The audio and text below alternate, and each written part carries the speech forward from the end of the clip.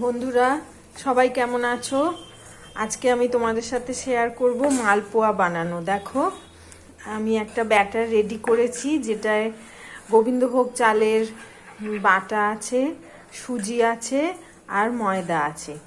সেটাকে একটু চিনি দিয়ে আর গুলে নিয়েছি, আর তোমার বড় এলাচ, ছোট এলাচের দানা, হ্যাঁ এগুলো সব দিয়েছি, আর একটুখানি ঘি দিয়েছি, খুব ভালো গাওয়া ঘি, যেটাতে খুব সুন্দর গন্ধ হবে আর খেতেও বেশ ভালো হবে।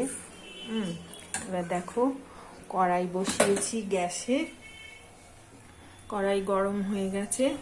এবার সাদা তেল দেব আর ঘি দেব।